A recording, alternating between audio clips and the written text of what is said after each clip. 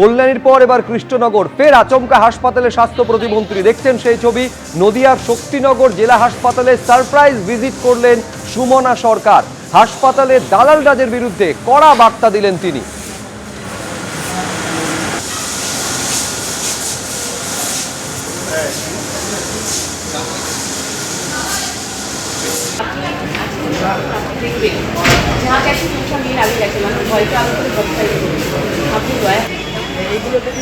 মানে টাকার ইমার্জেন্সি ভর্তি করলো, ডাক্তার আসছে না বা স্যালাইন শেষ হয়ে যাচ্ছে, নার্সকে বললে সে পরিষেবাগুলো দিচ্ছে না। একটা মানুষ প্রচুর আছে, মারাই গেল, একটু দেখতেও দিচ্ছে না, এরকম ধরনের প্রচুর প্রবলেম। আমি এসে ডাক্তারবাবু আসুক, আমি বললাম কি আমরা দূর থেকে এসেছি, একটু ঢুকতে দেন না, যদি আমার বাবাকে দেখে চলে তো বলছি এখন তাই বললো কেন না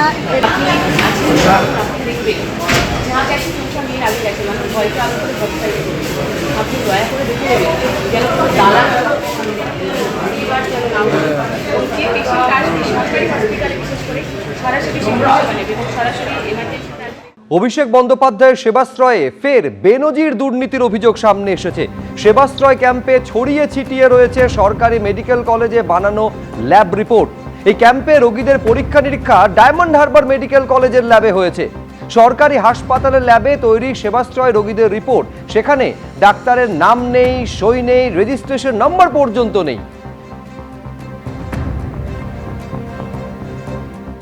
সেবাশ্রয় নিয়ে নানান অভিযোগ উঠেছে, নানান বেনিয়মের বিষয় সামনে এসেছে। ফলতাতে বিডিও অফিসের মাঠে বসেছিল সেবাশ্রয় 2-এর মডেল ক্যাম্প। সেই রকমই একটি মডেল ক্যাম্পের ভেতরে আমরা রয়েছি। পরপর সার দিয়ে সেই মডেল ক্যাম্প যখন হয়েছিল, তখন নানান বিভাগের বিশেষজ্ঞ চিকিৎসকদের বসার জায়গা করা হয়েছিল, রোগী দেখার ঘর করা হয়েছিল। সেখানে ইএনটি রয়েছে, ডার্মাটোলজি রয়েছে, কার্ডিওলজি রয়েছে, গ্যাস্ট্রোএন্টেরোলজি রয়েছে, একাধিক বিভাগের ঘর করা হয়েছিল।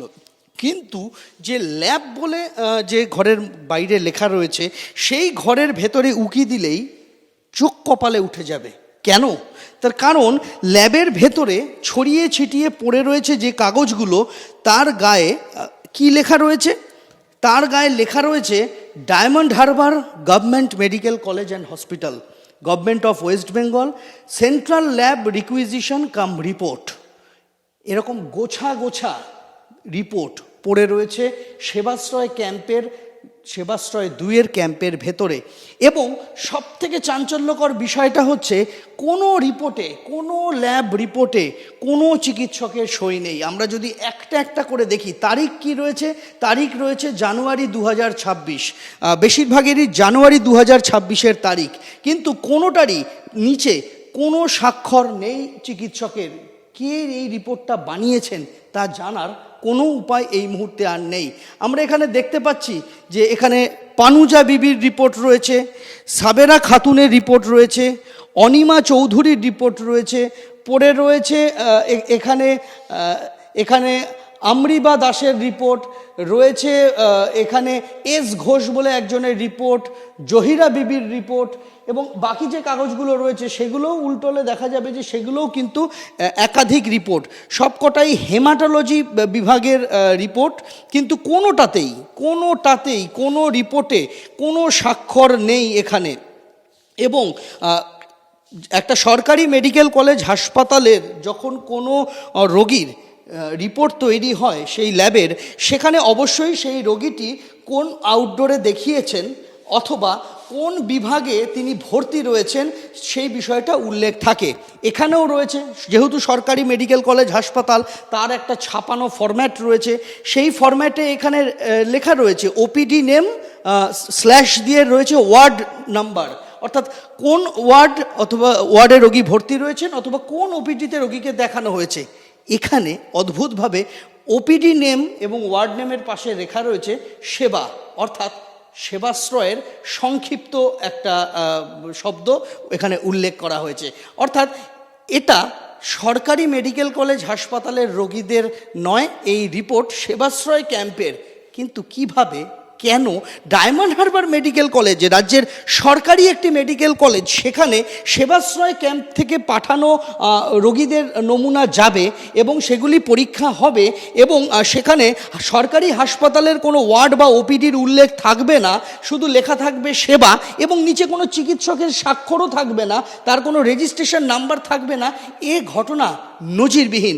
আমরা এখানে দেখতে পাচ্ছি যে সারি সারি রিপোর্ট পড়ে রয়েছে, প্রত্যেকটার গায়ে ওয়ার্ড এবং ওপিডি হিসেবে লেখা রয়েছে সেবা, প্রত্যেকটাই লেখা রয়েছে Diamond Harbour government medical college হাসপাতাল এবং রোগীদের নাম রয়েছে, তার রিপোর্ট, রক্তের রিপোর্ট কি এসেছে সেই বিষয়টা উল্লেখ রয়েছে, কিন্তু কোথাও কোনো চিকিৎসকের স্বাক্ষর নেই এতগুলি কাগজের মধ্যে একটিতেও।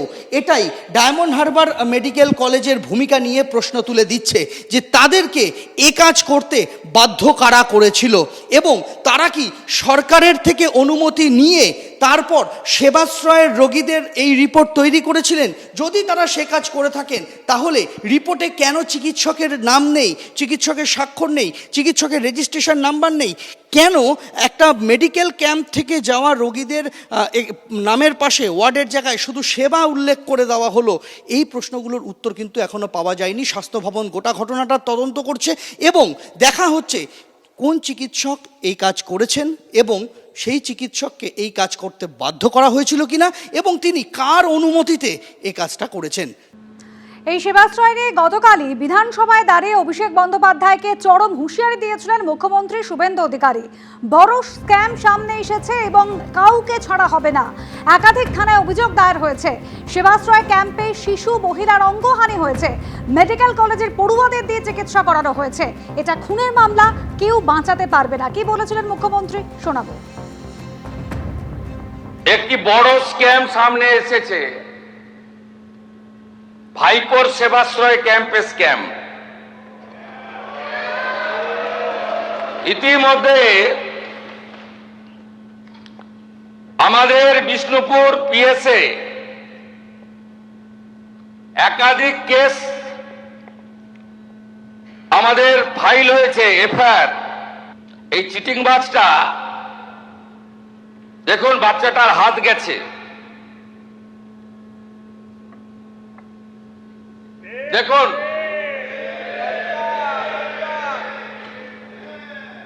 দেখুন আরেকটা বাচ্চাকে কিভাবে বিকলাঙ্গ করেছে দেখুন।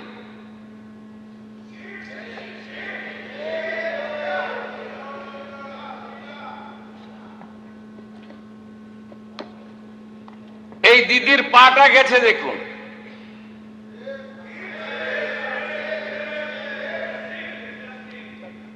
এ যেটা করেছে এই চিটিংবাজ ভাইপো,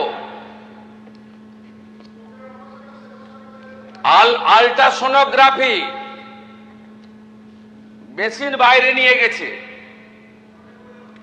এক্সরে মেশিন বাইরে নিয়ে গেছে, সরকারি হসপিটালের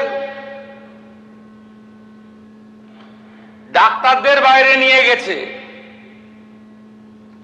মেডিকেল কলেজের স্টুডেন্ট মুখ্যমন্ত্রীকে চিঠি দিয়েছে।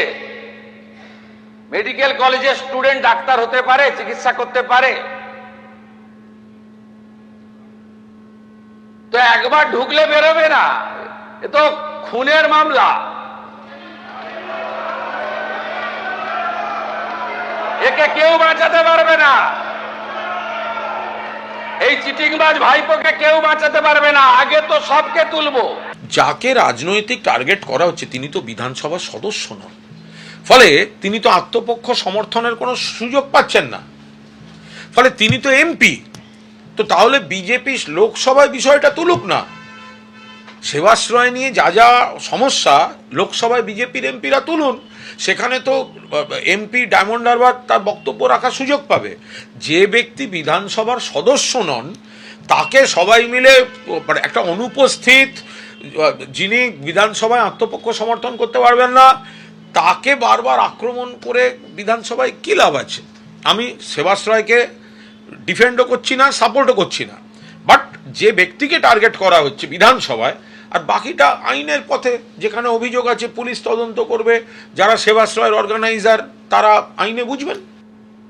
ফলতার সেবাশ্রয় ক্যাম্পে ঝাঁ চকচকে অ্যান্টি চেম্বার, শীতাতপ নিয়ন্ত্রিত সুবিশাল অ্যান্টি চেম্বারের সঙ্গে রয়েছে অ্যাটাচড বাথরুম। অভিষেক না পুষ্পা, কার জন্য তৈরি হয়েছিল অ্যান্টি চেম্বার, প্রশ্ন তুলছে বিজেপি। এই হচ্ছে সেই অ্যান্টি চেম্বারের ছবি, যেটা অভিষেক বন্দ্যোপাধ্যায়ের সেবাশ্রয়, সেখানেই এই অ্যান্টি চেম্বারের হদিশ পাওয়া গিয়েছে। অ্যান্টি চেম্বার শুধু নয়, এর ভেতরে অ্যাটাচড একেবারে ঝাঁ চকচকে বাথরুম পর্যন্ত রয়েছে। এখন প্রশ্ন হচ্ছে, এই অ্যান্টি চেম্বার একটা সেবাশ্রয়ের ক্যাম্পে কি কারণে তৈরি করা হয়েছিল, কার জন্য তৈরি করা হয়েছিল, কে ব্যবহার করতেন? বৃহৎ আকারে তৈরি করা হয়েছিল সেবাশ্রয় 2-এর মডেল ক্যাম্প, যা হার মানাবে যে কোনো সিনেমার সেটকে, যা কোটি কোটি টাকা খরচা করে তৈরি করা হয়, অথবা কলকাতার নামী বড় পুজো প্যান্ডেল, থিমের পুজো, সেখানে যে কোটি কোটি টাকা ব্যয়ে মণ্ডপ তৈরি হয়, সেট তৈরি হয়, ঠিক সেরকম। কিন্তু এখানে চিকিৎসকদের বসার জায়গা রয়েছে, রোগীরা কোথায় যাবেন, কোথায় বসবেন, কোথায় কি পরীক্ষা নিরীক্ষা হবে, সমস্ত কিছু রয়েছে। কিন্তু তার মাঝখানে একটা জিনিস চোখ টানতে বাধ্য, তা হচ্ছে এই অ্যান্টি চেম্বার কথাটা। এই অ্যান্টি চেম্বার কার জন্য তৈরি হয়েছিল?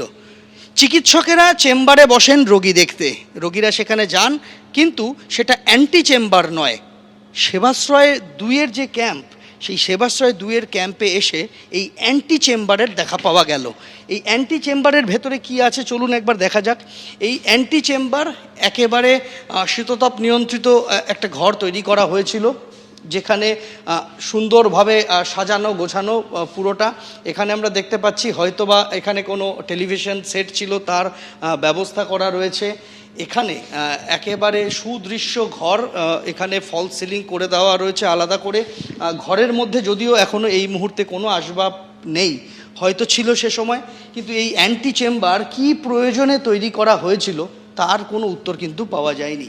আমরা দেখতে পাচ্ছি অ্যান্টি চেম্বার লাগোয়া একটা শৌচাগার রয়েছে, স্বাভাবিকভাবেই সেটা রোগীদের ব্যবহারের জন্য নয়। আমরা এখানে দেখতে পাচ্ছি যে একেবারে সুদৃশ্য শৌচাগার বানানো রয়েছিল অ্যান্টি চেম্বারের লাগোয়া।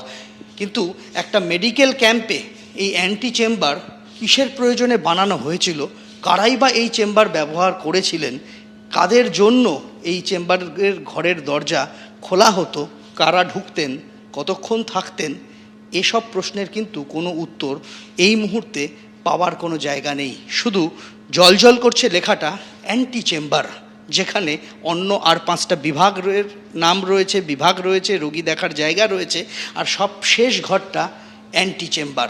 এই অ্যান্টি চেম্বার কার নির্দেশে তৈরি করা হয়েছিল, কে বানিয়েছিলেন, তার কোনো উত্তর অবশ্যই তদন্তকারীরা ভবিষ্যতে খুঁজে পান কিনা সেদিকে নজর রাখতে হবে। অ্যান্টি চেম্বার কেন আমি তো এটা বলতে পারছি না। এটা সেই হাসিনা নাকি ওই আয়না ঘর ছিল, সেই টাইপের কিছু আর কি।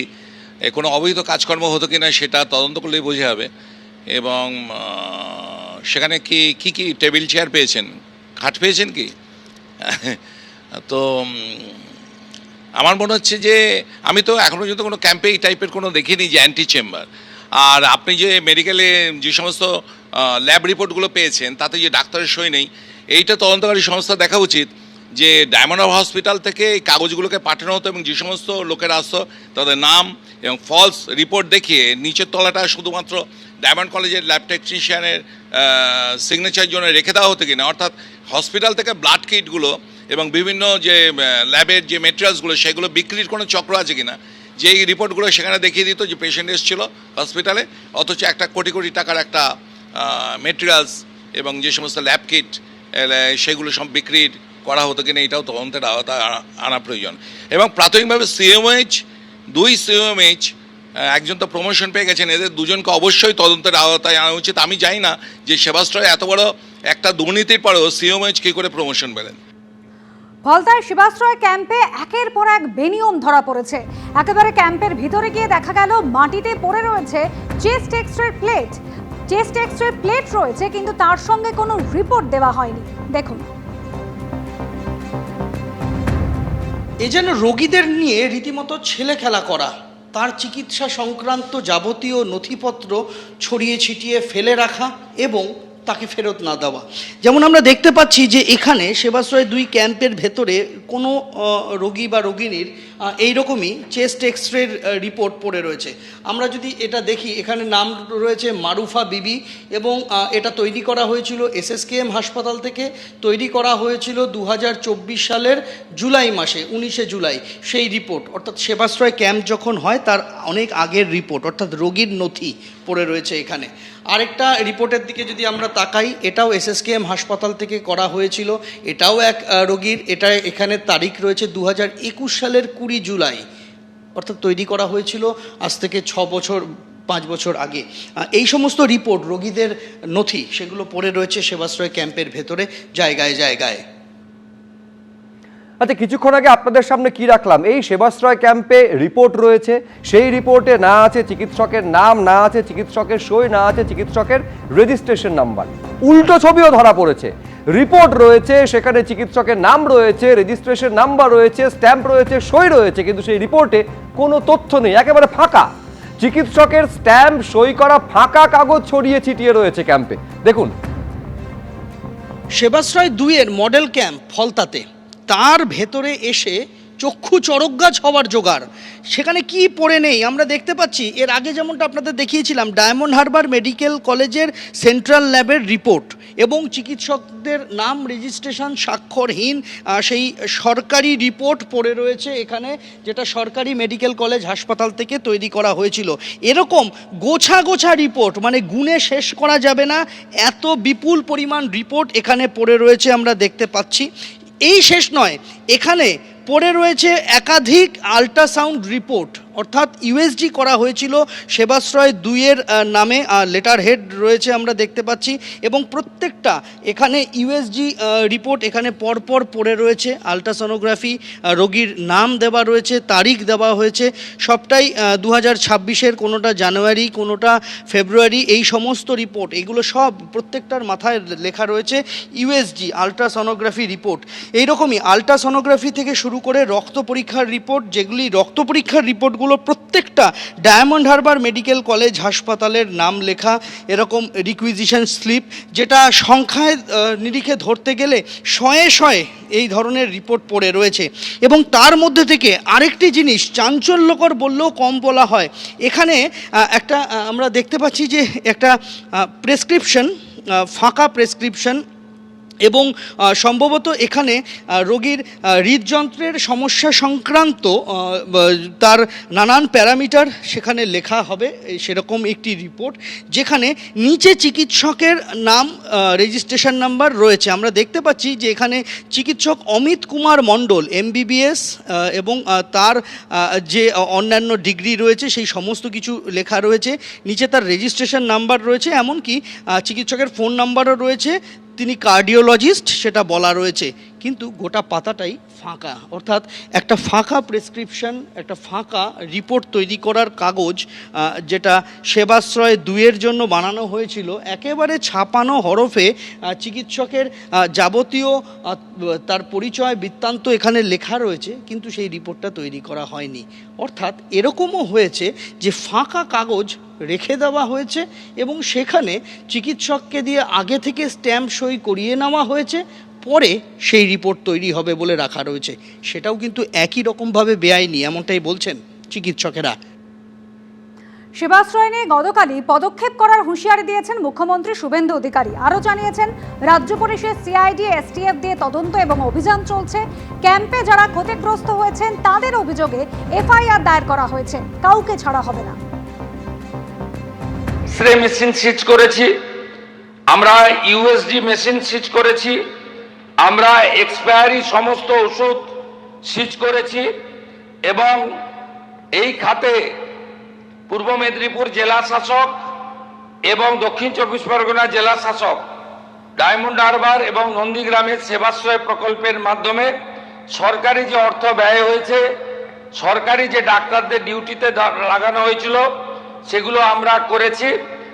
আমি মাননীয় সদস্য দেবাংশু পণ্ডা মহোদয় গতকাল যে অভিযোগ করেছিলেন তার ভিত্তিতে আমি সবাকে এবং বাংলার জনগণকে আশ্বস্ত করতে চাই যে আমরা এই ব্যাপারে রাজ্য পুলিশের সিআইডি, এসটিএফ, দক্ষিণ চব্বিশ পরগনা জেলা পুলিশকে নিয়ে, তার সঙ্গে আমাদের মেডিকেল এক্সপার্টদের নিয়ে আমরা ব্যাপক অভিযান এবং ব্যাপক তদন্তের কাজ করছি।